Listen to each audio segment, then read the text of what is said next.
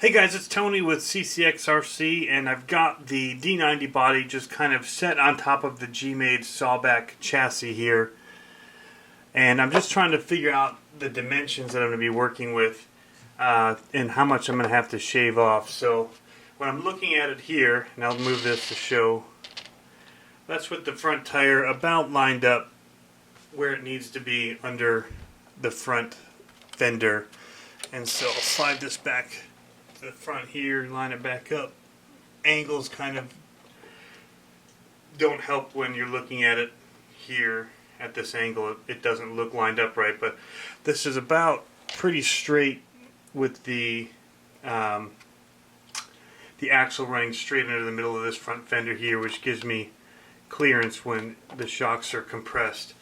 In the back here, however, the tire is hitting, so I'm going to have to, what I'm planning to do is just move this backward, and then I'll have room to cut off on the back here. It actually sticks out, it protrudes from the back, as you can see.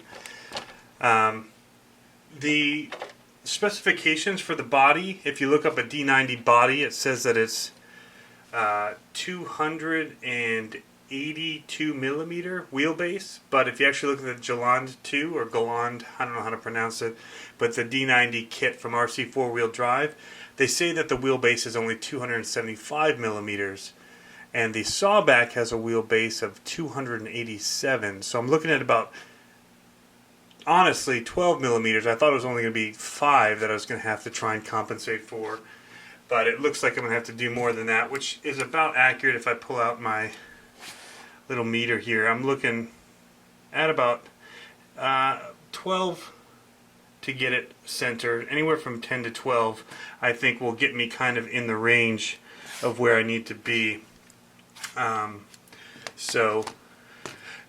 It's not exact science here the way I'm looking at it. I'm just trying to get kind of a look at what I'll be dealing with. So here's what I've decided to do for now. I've reversed these shackles. They used to come out this way, and so now, as you can see, it's turned around and facing inward instead of out. Well guys, after some slight modifications, I've got it to where I'm pretty happy with where the axles line up. Don't really have much hitting the tires when they're compressed. However, the shocks are just not great right now, so I'm going to have to look into what's going on, and I'll show you why. I'm going to take off the body, but I'm pretty happy with the lineup here. So what I've done so far is I reversed the shock shackles here so that they are flipped. So normally they come out, this post is out over here, and so I've got it a little bit reversed. The other thing that I've done is I've just gone and moved. You can see the other hole still here, because I'm going to have to drill another hole. But the original hole was right here. I've only got one screw in right now. I'm going to have to put drill a hole in here. I'm just kind of sizing it all up right now.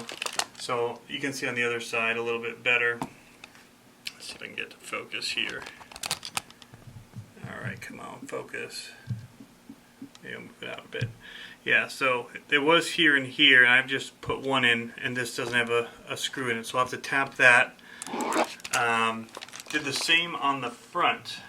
So I moved everything down, which is pulling everything back, and I've reversed the front shackle here as well. So they're a bit stiff. They always were, but now I'd say it's even more stiff. You'll see the back wheels lifting here if I lift up on the front. So articulation is not great right now. Not much worse than it was, though, to be honest. So yeah, I'm kind of pleased with it at the moment. I'll have a little bit of work to do still, but when the body sits on there, she'll sit pretty good. So for what this truck was, I think I'll be pretty happy with it. It definitely sits higher on the bottom here. I don't know if I can lift this and keep it all together. So I have to figure out how to mount, because on the RC4WD, they drill through here and mount into the body, or into the chassis. So I'm going to have to come up with another way to mount it. And what I might do is some earth magnets or something on the bottom of it all and put some plates in just to kind of hold it on. Hopefully the weight of this body will actually help this truck out because the suspension isn't great.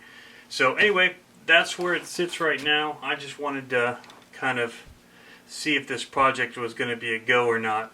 And again, like I said, this wouldn't be a leaf spring truck, but I'm kind of willing to make do with it for now, just because I like the look of these bodies so much. So anyway, once I start painting and modding all the rest of it, I'll give you guys an update.